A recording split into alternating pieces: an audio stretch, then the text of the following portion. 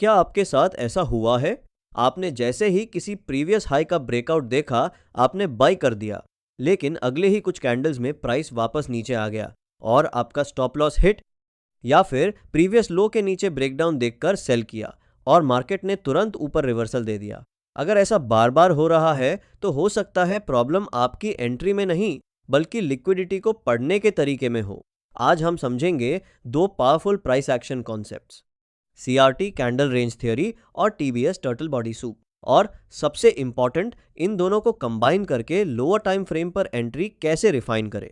सबसे पहले समझते हैं कैंडल रेंज थ्योरी यानी सीआरटी। सीआरटी का बेसिक आइडिया बहुत सिंपल है। एक इंपॉर्टेंट कैंडल का high equals CRT high low equals CRT low, यानी उस कैंडल का पूरा रेंज हमारे लिए एक रेफरेंस रेंज बन जाता है। अब अगली प्राइस एक्शन को ध्यान से देखिए। अगर प्राइस इस रेंज के ऊपर जाती है, लिक्विडिटी स्वीप करती है और फिर रेंज के अंदर वापस आती है, तो ये पॉसिबल बेरिश रिवर्सल का संकेत हो सकता है। और अगर प्राइस रेंज के नीचे जाती है, लिक्विडिटी स्वीप करती है और फिर वापस रेंज के अंदर आती है, तो पॉसिबल बुलिश रिवर्सल देखने को मिल सकता है। यानी सिंपल लैंग्वेज में, एक साइड की लिक्विडिटी स्वीप और फिर ऑपोजिट साइड की तरफ डिलीवरी। सीआरटी फ्रेमवर्क्स इसी रेंज एंड स्वीप लॉजिक पर आधारित होते हैं।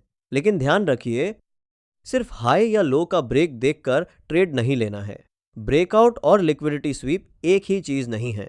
यही फर्क आपको अगली कॉन्सेप्ट में समझ आएगा। अब आता है टीबीएस टर्टल बॉडी सूप। मान लीजिए प्राइस प्रीवियस हाई के ऊपर जाती है। रिटेल ट्रेडर सोचता है ब्रेकआउट हो गया, बाय करो। लेकिन अगर प्राइस उस लिक्विडिटी को लेने के बाद वापस रिवर्स होने लगे तो ब्रेकआउट ट्रैप हो सकता है। टीबीएस का फोकस इसी तरह के बॉडी बेस्ड स्वीप और रिवर्सल कंफर्मेशन पर होता है। कुछ रूल बेस्ड इंप्लीमेंटेशंस में टीबीएस को ऐसे डिफाइन किया जाता है कि candle body previous liquidity level के पार क्लोज करे और सब्सिक्वेंट कैंडल रिवर्सल करके वापस रेंज लेवल के अंदर आए। अब इसे चार्ट पर इमेजिन कीजिए। बेरिश सेटअप, प्रीवियस हाई मौजूद है, प्राइस ऊपर जाती है, लिक्विडिटी स्वीप करती है, फिर रिजेक्शन मिलता है और प्राइस वापस नीचे आने लगती है। अब हमें ब्लाइंड सेल नहीं करना, हमें कंफर्मेशन चाहिए। अब सबसे इंपॉर्टेंट हिस्सा, मान लीजिए आपके हायर टाइम फ्रेम पर एक सीआरटी रेंज बनी है। उसका सीआरटी हाई इक्वल्स ऊपर की लिक्विडिटी, सीआरटी लो इक्वल्स नीचे की लिक्विडिटी। अब प्राइस पहले सीआरटी हाई को स्वीप करती है। आपको क्या करना है? बाय नहीं, इमीडिएटली सेल भी नहीं। पहले देखना है कि क्या प्राइस वास्तव में वापस रेंज के अंदर एक्सेप्ट कर रही है और लोअर टाइम फ्रेम पर रिवर्सल कंफर्मेशन दे रही है। यहीं टीबीएस और एलटीएफ कंफर्मेशन काम आता है। इसलिए पूरा प्रोसेस कुछ ऐसा होगा: HTF range liquidity sweep TBS, reclaim LTF confirmation entry, यानी कॉन्टेक्स्ट पहले, लिक्विडिटी उसके बाद, एंट्री सबसे आखिर में। अब मान लीजिए आपने 4H पर सीआरटी रेंज आइडेंटिफाई की, प्राइस ने सीआरटी हाई स्वीप कर दिया। अब आप लोअर टाइम फ्रेम पर चले जाते हैं। उदाहरण के लिए 4H5M या 1H 5M 1M। लेकिन कोई एक टाइम फ्रेम मैजिक नहीं है। अलग मार्केट्स और इंस्ट्रूमेंट्स में एग्जीक्यूशन टाइम फ्रेम बदल सकता है। कुछ current CRT plus TBS implementations 4H context के साथ 5 मिनट एग्जीक्यूशन इस्तेमाल करती हैं, जबकि दूसरे फ्रेमवर्क्स 1H5M या 4H15M जैसे कॉम्बिनेशंस भी दिखाते हैं। अब LTF पर हमें क्या चाहिए? मार्केट स्ट्रक्चर शिफ्ट MSS या CISD या डिस्प्लेसमेंट प्लस FVG जैसी कंफर्मेशन। उदाहरण, प्राइस ने ऊपर लिक्विडिटी स्वीप की, फिर 5 मिनट चार्ट पर बेरिश डिस्प्लेसमेंट आया, प्रीवियस शॉर्ट टर्म लो टूट गया। अब अगर रिट्रेसमेंट पर FVG या सूटेबल एंट्री जोन मिलता है, तब एंट्री को रिफाइन किया जा सकता है। यानी हमारा लॉजिक होगा liquidity SVEEP, conformation, retracement, entry. अब इमेज में दिख रहे मॉडल हाशोन को समझते हैं। कॉन्सेप्ट का बेसिक आइडिया है कि लिक्विडिटी स्वीप के बाद प्राइस रिवर्सल डायरेक्शन में डिसाइसिव कैंडल कंफर्मेशन दे। उदाहरण के लिए सीआरटी हाई स्वीप हुआ, फिर बेरिश कैंडल ने previous candle short term structure को डिसिसिवली ब्रेक किया। अब कंफर्मेशन के बाद सेल सेटअप बन सकता है। लेकिन एक बात याद रखिए, स्वीप होते ही एंट्री नहीं। क्यों?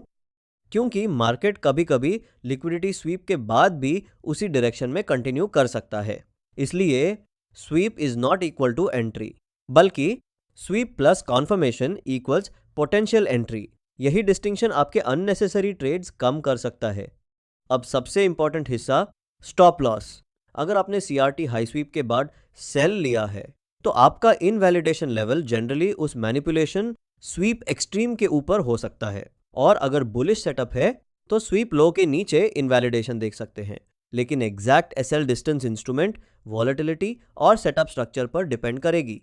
एक फिक्स नंबर जैसे हर ट्रेड में 10 पॉइंट्स एसएल लगाना प्रोफेशनल रिस्क मैनेजमेंट नहीं है, क्योंकि निफ्टी, बैंक निफ्टी, गोल्ड और फॉरेक्स की वॉलेटिलिटी अलग होती है।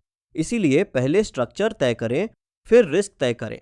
अब इमेज में दिखाए गए टारगेट्स को समझते हैं। सीआरटी सेटअप में एक common framework, TP1 equals range का 50% और TP2 equals opposite side of the range हो सकता है।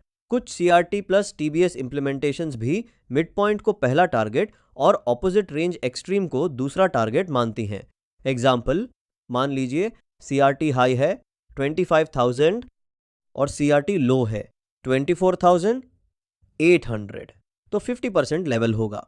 24,900 अगर CRT हाई स्वीप के बाद बेरिश रिवर्सल मिला तो पहला ऑब्जेक्टिव हो सकता है 24,900, और अगर मोमेंटम कंटिन्यू करता है तो अगला ऑब्जेक्टिव 24,800 यानी CRT लो। लेकिन ध्यान रहे, हर सेटअप में प्राइस ऑपोजिट एक्सट्रीम तक पहुंचेगा ही, ऐसा कोई गारंटी नहीं है। इसीलिए पार्शियल प्रॉफिट, ब्रेक इवन और रिस्क मैनेजमेंट ट्रेडर की अपनी प्री डिफाइंड रूल्स के अनुसार होना चाहिए। अब एक ब्रूटल ट्रुथ, बहुत सारे ट्रेडर्स CRT सीखने के बाद क्या करते हैं, चार्ट खोलते हैं, हर कैंडल का CRT बना देते हैं, हर स्वीप को टर्टल सूप समझते हैं और हर रिजेक्शन पर ट्रेड ले लेते हैं। यह स्ट्रैटेजी नहीं है, यह ओवरफिटिंग और ओवर ट्रेडिंग है। CRT को स्टैंड अलोन मैजिक सिग्नल मत बनाइए। बेहतर फ्रेमवर्क यह है, स्टेप 1 हायर टाइम फ्रेम पर कॉन्टेक्स्ट खोजो। Step 2 important liquidity level identify करो। स्टेप 3 CRT रेंज मार्क करो। स्टेप 4 लिक्विडिटी स्वीप का इंतजार करो। स्टेप 5 TBS रिक्लेम या दूसरे प्री डिफाइंड कंफर्मेशन का इंतजार करो। स्टेप 6 लोअर टाइम फ्रेम पर MSS, CISD डिस्प्लेसमेंट जैसी कंफर्मेशन देखो। स्टेप 7 एंट्री लो। स्टेप 8 SL पहले से डिफाइन करो। स्टेप 9 TP1 और TP2 पहले से डिफाइन करो। और सबसे इंपॉर्टेंट, अगर सेटअप पूरा नहीं हुआ तो नो ट्रेड। तो अगली बार जब मार्केट किसी प्रीवियस हाई या लो को ब्रेक करे, तुरंत यह मत सोचिए ब्रेकआउट। एक सवाल पूछिए, क्या यह ब्रेकआउट है या लिक्विडिटी स्वीप? फिर देखिए, क्या प्राइस रेंज के अंदर वापस आई, क्या TBS रिवर्सल कंफर्मेशन मिला, क्या लोअर टाइम फ्रेम ने स्ट्रक्चर शिफ्ट दिया, और तभी एंट्री के बारे में सोचिए। क्योंकि प्रोफेशनल ट्रेडर का काम हर मूवमेंट को ट्रेड करना नहीं है, उसका काम है हाई क्वालिटी सेटअप का इंतजार करना। याद रखिए, CRT आपको रेंज और कॉन्टेक्स्ट देता है, TBS आपको लिक्विडिटी मैनिपुलेशन को पढ़ने में मदद करता है, और लोअर टाइम फ्रेम कंफर्मेशन आपको एंट्री को रिफाइन करने में मदद करता है। लेकिन कोई भी सेटअप गारंटीड प्रॉफिट नहीं देता, इसीलिए पहले इसे हिस्टोरिकल चार्ट्स पर बैक टेस्ट करें, फिर पेपर ट्रेडिंग करें और उसके बाद ही रियल कैपिटल के साथ इस्तेमाल करने पर विचार करें। अगर आपको ऐसी SMC, प्राइस एक्शन और लिक्विडिटी बेस्ड स्ट्रैटेजीज आसान हिंदी में सीखनी है तो वीडियो को लाइक करें, चैनल को सब्सक्राइब करें और कमेंट में लिखिए CRT प्लस TBS, क्योंकि अगली बार हम इसी सेटअप का एक live chart style example step by step समझेंगे। ट्रेडिंग में जल्दबाजी नहीं, कंफर्मेशन ही असली वेपन है।